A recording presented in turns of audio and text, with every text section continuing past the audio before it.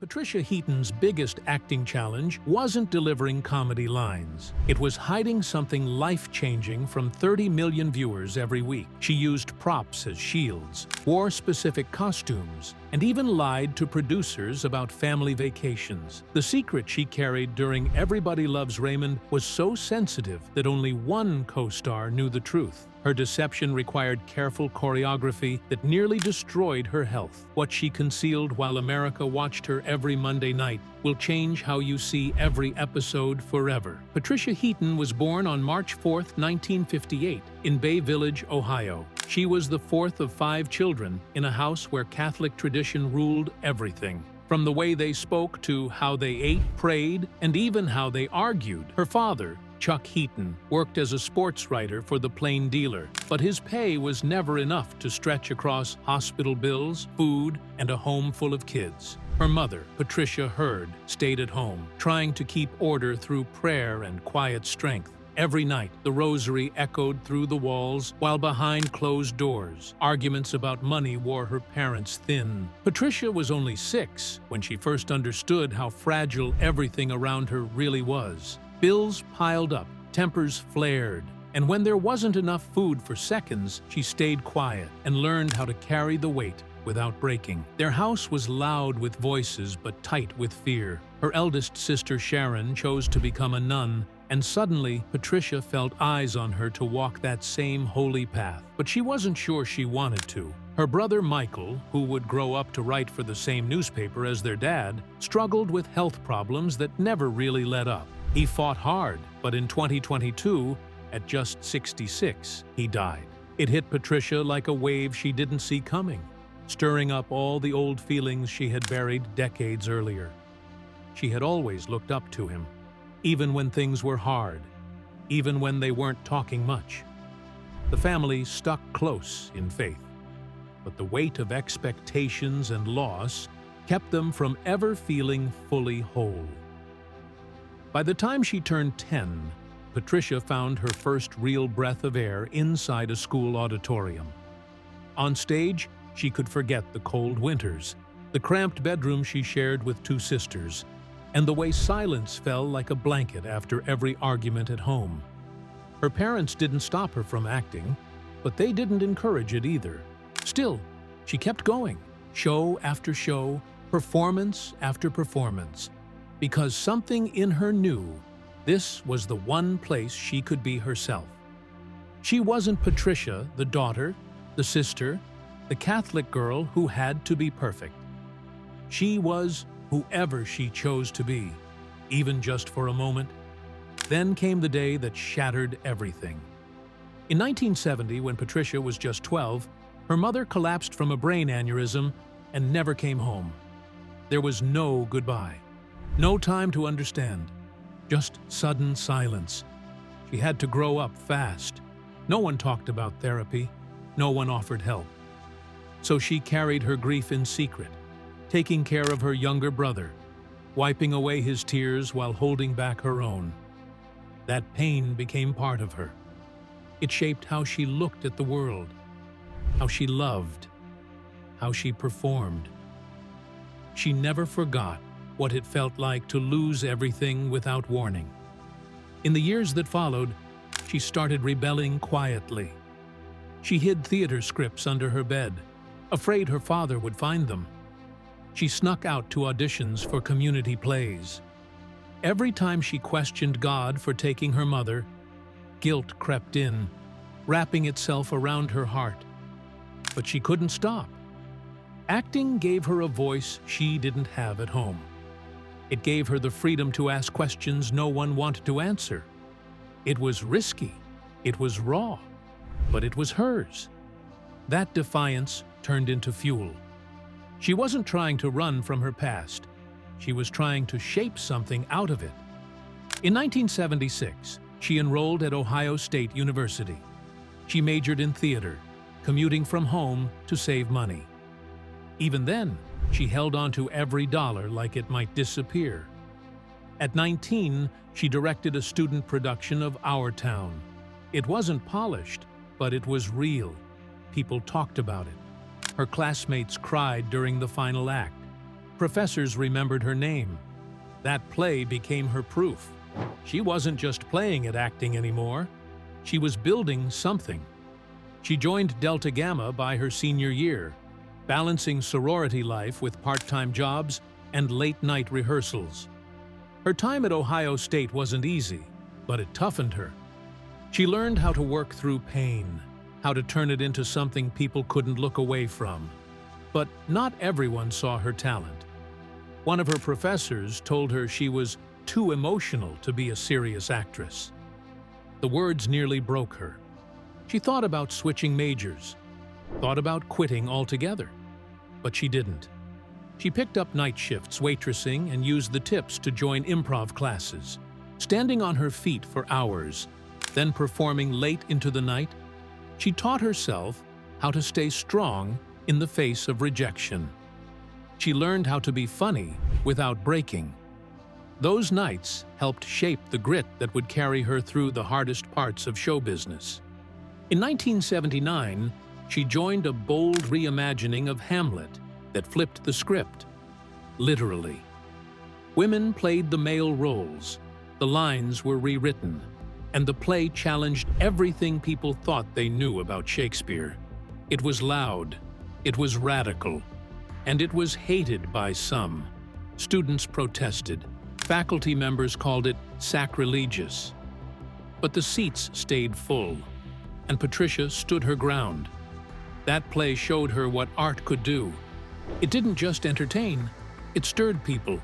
It caused arguments. It made people uncomfortable, and she liked that.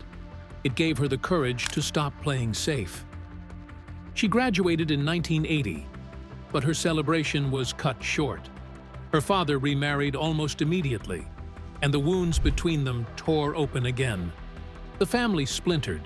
Patricia wrote a one-woman show about grief and separation, and it poured out of her like a confession. It was raw and painful and true. She performed it at a small regional theater, and the audience sat in stunned silence at the end. That performance earned her a local drama award and gave her a sliver of hope that maybe, just maybe, her story had value beyond the pain. Later that year, she packed up and moved to New York City with barely any money in her pocket. She slept on relatives' couches. She lived on ramen and cold sandwiches. Her daily budget was $5. Auditions became a blur. Rejections piled up. She worked as a waitress, then as a magazine copy editor. She smiled through panic attacks and tried not to cry on the subway. Her mother's death still haunted her, and New York's unforgiving pace left no room to process it. She wanted to act, but at times she didn't know if she was even allowed to dream.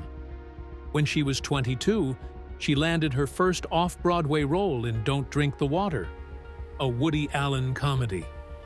It should have been her big break, but things went south fast. The director kept changing her lines. The character stopped making sense. So she walked away. She quit. People called her difficult. But she knew what she was doing. If she let someone else reshape her work now, it would keep happening. That moment defined her. She wasn't just chasing fame. She was building something she could respect. Over 20 auditions passed with nothing but no's. She kept being told she was too funny to be taken seriously. In 1989, she finally booked a tiny role on Alien Nation. She played an informant and got paid $500. It wasn't much, but it meant she could eat without worrying. That small part boxed her into the funny sidekick label, but she took it anyway. The rent had to be paid. Still, she kept fighting for more. That same year, she landed a recurring role as Nancy Krieger on 30-something. For 12 episodes between 1989 and 1991, she became a regular face on television. But behind the scenes, it was brutal. 16-hour workdays, calls at midnight, eating barely anything. Her eating disorder worsened. She didn't talk about it. She just kept working, even as her body begged for rest. That show helped her climb. but it left her with bruises no one could see. One of the hardest hits came in 1988, right before 30-something. She auditioned for the role of Jackie on Roseanne. She gave it everything, but the part went to Laurie Metcalf. Patricia spiraled. She thought about giving up acting for good, thought about moving back to Ohio and becoming a drama teacher. She felt invisible, like she almost had something, but watched it slip right through her fingers. That pain stayed with her for a long time. In 1992, she joined the cast of Memoirs of an Invisible Man. Chevy Chase improvised constantly, throwing off the script. Patricia stood up for herself. She asked for rewrites. People called her pushy. Some even wanted her gone. But she refused to let her role be reduced to background noise. The film got mixed reviews, but critics noticed her. She stood out. And that started to change things. That same year, she took a voice role in the animated Beethoven movie.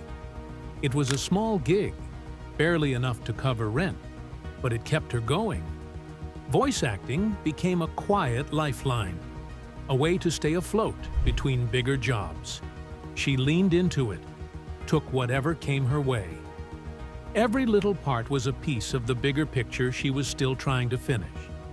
Back in 1984, she had tried Broadway with The Higher They Fly.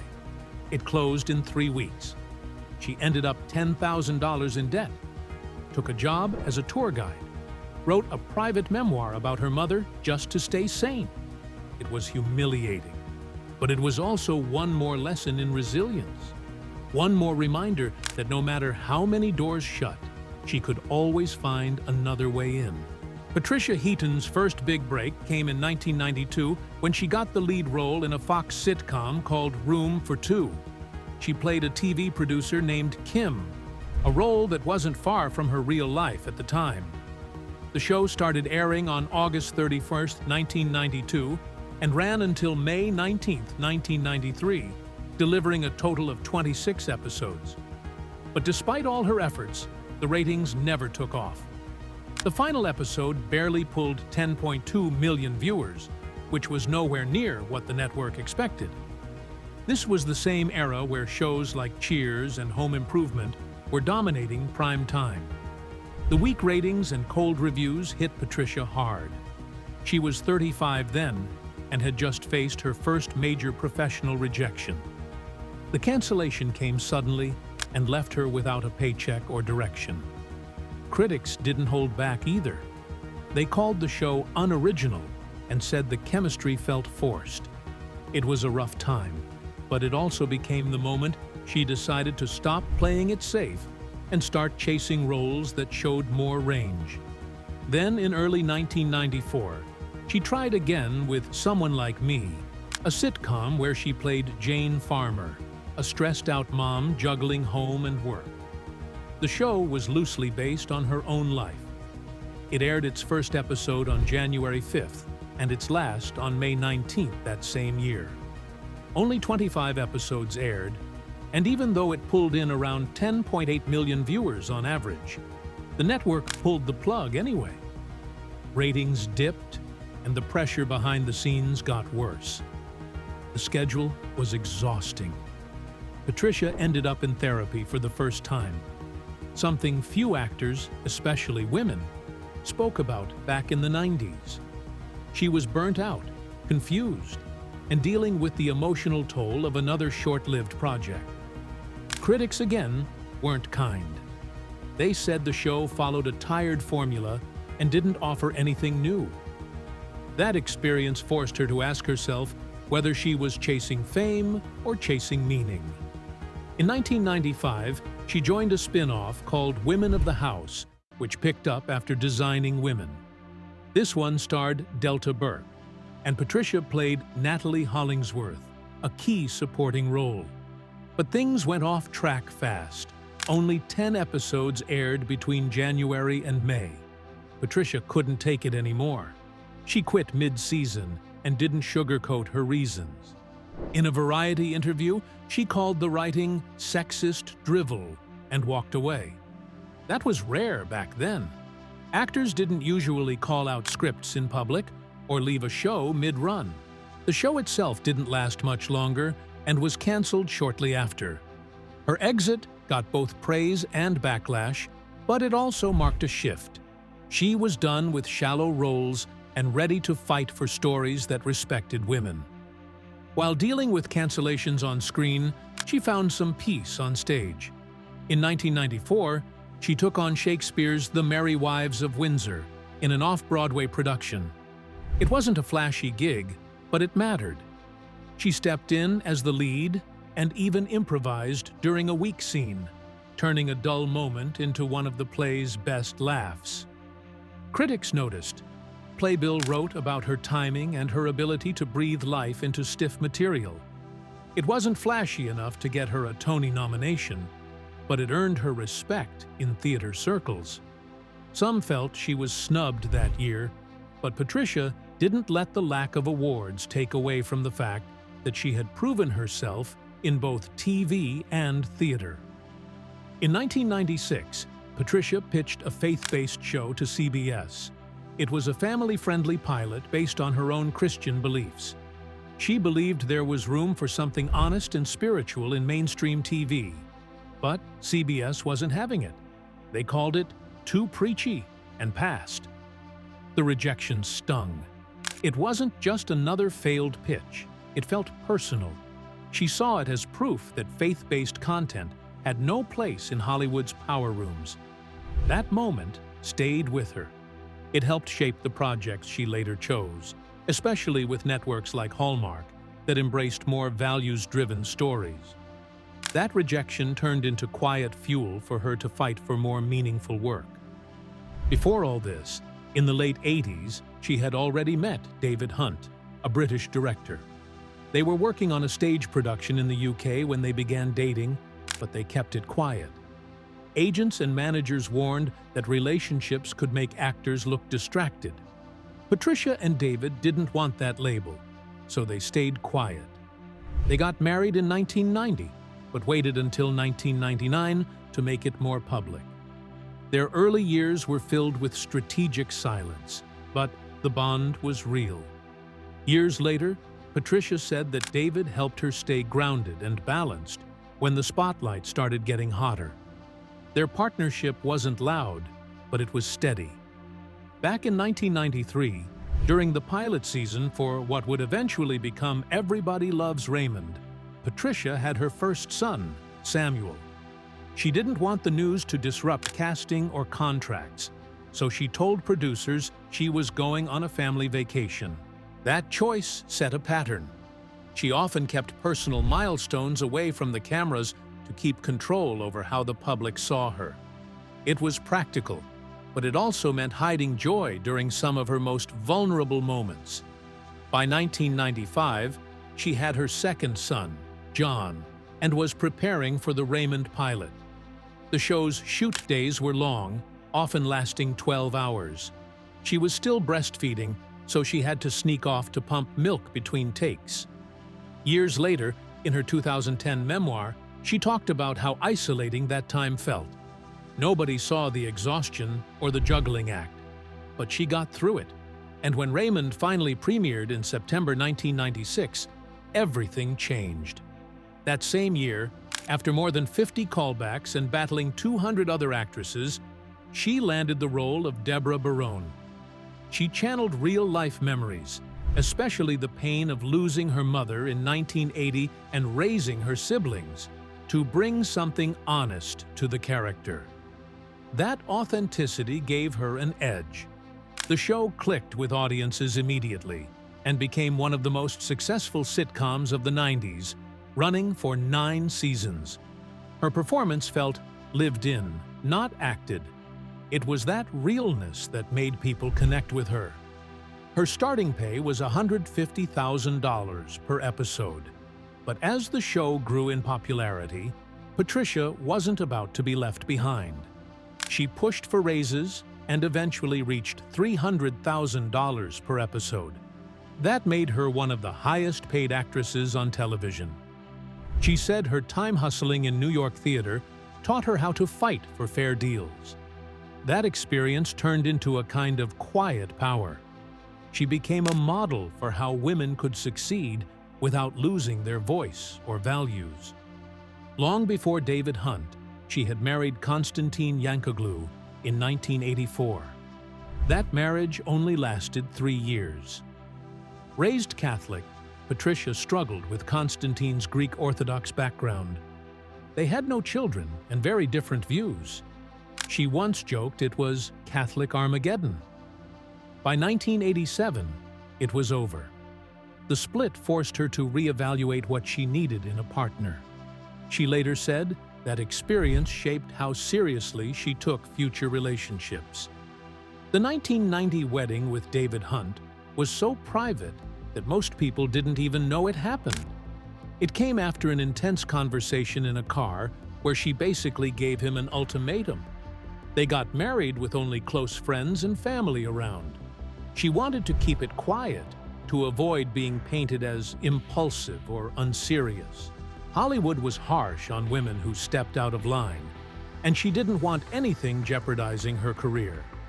But over the years, that quiet decision became one of the few constants in her life. When she got pregnant with her third child, Joseph, in 1997, the show was still filming. Producers didn't want to adjust the storyline, so they found ways to hide her growing belly.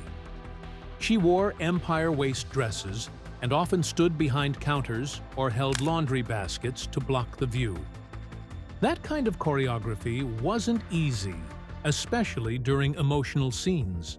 One of the toughest was an episode called The Letter, where she had to yell and show anger while dealing with severe morning sickness off-screen. She was vomiting between takes, but still delivered one of her strongest performances. The tricks didn't stop there. In the Thanksgiving episode that year, props were placed just right to cover her midsection. From big trays to oversized pots, everything was designed to keep the secret. Even the live audience didn't catch on. During that season, only a few people knew she was pregnant. One of them was Brad Garrett, who she told during a lunch break. That moment of trust opened the door for deeper cast bonds, especially with Peter Boyle. She later admitted that the emotional weight of her mother's death overlapped with the secrecy of her pregnancy, making her performances even more real. In 1999, she was finally nominated for an Emmy.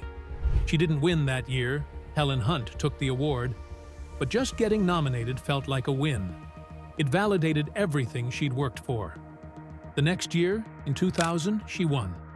Then again in 2001. Both times, she kept her personal life out of the spotlight, even as she wore a tight corset post-birth to maintain her look. That corset wasn't just for style. Producers worried about her postpartum bump, and she wanted to keep the illusion going. It was risky, but she felt it had to be done. Behind the scenes, things weren't always smooth. Patricia often clashed with writers who kept making Deborah the nagging wife. She wanted more nuance, more depth, especially since she was juggling real motherhood and all its chaos. Most of her suggestions were ignored, but the pushback planted seeds. She began thinking about producing and fighting for better roles for women. By the time her fourth child, Daniel, was born in 2001, Raymond was nearing its final stretch. Nobody knew she was going through postpartum depression. She smiled through interviews and wrap parties, hiding how overwhelmed she felt. Later, she said that phase nearly broke her. But she kept showing up. She kept doing the work. And that quiet strength became the foundation for everything that came next. After Everybody Loves Raymond ended in 2005, Patricia Heaton had done 210 episodes and had built up a net worth of nearly $12 million. But instead of feeling secure, she felt trapped. Studios kept labeling her as a sitcom mom.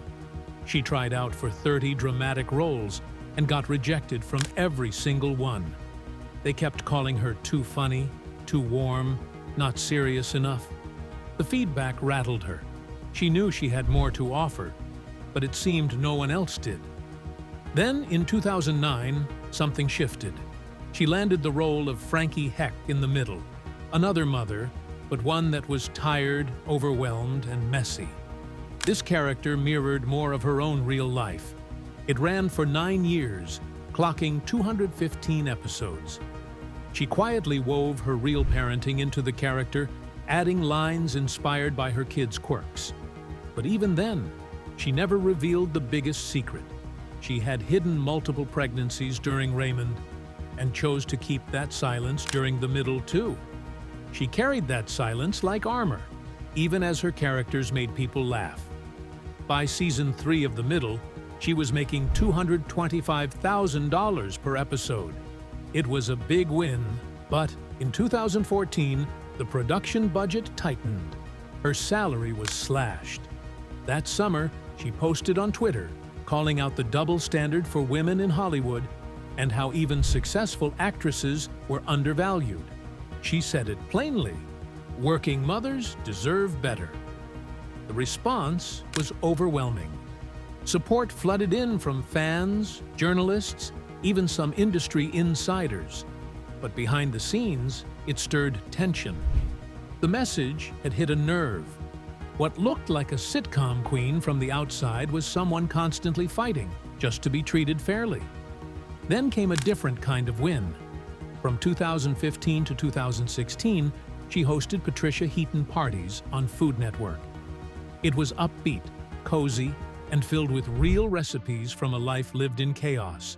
4 sons, forgotten groceries, surprise guests. The show won a Daytime Emmy in 2016. That award wasn't just about food, it was about transformation. She had shifted into something else without losing herself. But even then, she didn't say everything. She still didn't mention how she hid her pregnancies during Raymond, or how those years wore on her. On screen, she looked calm and capable. Off screen, she was just managing everything quietly, never letting the camera catch the weight of it. After The Middle ended in 2018, she started doing voice acting. No makeup, no studio lights, just her voice. She voiced parts for Strong Medicine and appeared on Carol's second act in 2019. These roles gave her space to explore characters far from the mom box she had been placed in. It came during a heavy personal shift, too. Her kids were grown and leaving. The silence in the house felt like a new kind of echo. But voice work gave her a way out. She experimented, took risks, kept working. The audience didn't see the tears, just heard the strength. In 2011, she took another risk and founded Hollywood ETC, a nonprofit fighting anti-Semitism. That same year, she began publicly supporting conservative causes. Her pro-life stance clashed with many in the industry. Some friendships cracked, arguments sparked in private. But she didn't back down. She believed in what she was saying. And even if it put her at odds with her castmates, she kept talking. Her public persona had always been about family unity, but in real life, her views drew lines in rooms that used to feel warm. The tension wasn't written into the scripts, but it existed in the spaces between. Her sitcom, Back to You, aired in 2007, alongside Kelsey Grammer. It had strong ratings in the beginning, 10 million viewers. But the 2007 writers' strike disrupted the whole run. After only 23 episodes, it got canceled in May 2008. The last 4 episodes didn't even cross 7 million viewers. It left a mark. Patricia said it was the moment she realized she needed to shift directions. That failure turned her toward faith-based and independent projects. It wasn't just about the paycheck anymore. It was about control, message, ownership. When the pandemic hit, she opened up. In her 2020 memoir, she talked about her body, her pregnancies, her hair. She stopped dyeing it, let it go gray. She called it her rebellion. After 4 C-sections and years of hiding her pregnancies from viewers, she was finally done pretending. The gray was a declaration. "This is me. No more camera illusions. No more hiding under baggy shirts and angled shots." The fans didn't mock her. They admired her. They said it helped them feel brave too. In Carol's second act, she played Dr. Glenda. She was older, tougher, sharper. The show only lasted one season, but it earned her a Screen Actors Guild nomination. She delivered her lines with punch. Some of the best ones were improvised. She brought Deborah's fire into Glenda's smirks. It was short-lived, but it felt like a victory. Age wasn't holding her back. If anything, it was adding new edges to her characters. But long before that, back in 2005, she had quietly taken on a different role: executive producer. The Engagement Ring, a TNT movie, was personal. It told a story about family wounds and Catholic healing. She later said it helped her work through guilt from her divorce. The film let her put emotions on screen without acting them out. It was the first time she felt like her pain had creative purpose. Her family stayed mostly out of the spotlight, but privately, she supported them through their own struggles. Her son Samuel's band, Ojanali, flopped in Nashville in 2018. Patricia never brought it up publicly, only in Facebook posts to close friends. She didn't want the media circling them like vultures. She had lived that life and knew what it cost. Her silence was protection, not shame. Then in October 2025, at 67, she posted a transformation video. She cut her hair into a sharp gray bob. It was symbolic. She called it post-fame freedom. With the new look came a new announcement. She was writing a sequel to her memoir. This one would be different. It would go deeper into her hidden struggles, especially the unseen burdens of being a working mother in Hollywood. It was about everything the cameras didn't catch. She said it would show the real maternity stories, ones filled with fear, silence, and strength. Through it all, the awards still stood. In 2000 and 2001, she won back-to-back Emmys for Everybody Loves Raymond. That alone put her in rare company. In 2012, she got a star on the Hollywood Walk of Fame at 6625 Hollywood Boulevard, sharing sidewalk space with Marilyn Monroe and Tom Hanks. But she always said it wasn't about the trophies. It was about showing real motherhood, with all its cracks and courage. Even her acceptance speeches circled back to her family. In a 2025 interview, she put an end to the reboot talk. No more Raymond. She said trying to recreate perfection would only tarnish what it was. But she wasn't done. She hinted at a new docu-series, something raw, honest, about working moms juggling silence and sacrifice. Produced by a women-led studio, set to premiere by the end of the year. This time, she wasn't acting. She was telling. That same summer, she published an op-ed in Fox News about fertility. She talked about having her kids after age 38. She revealed that her third child came through fertility treatments. She wrote it for women who waited too long, not to shame them, but to help them.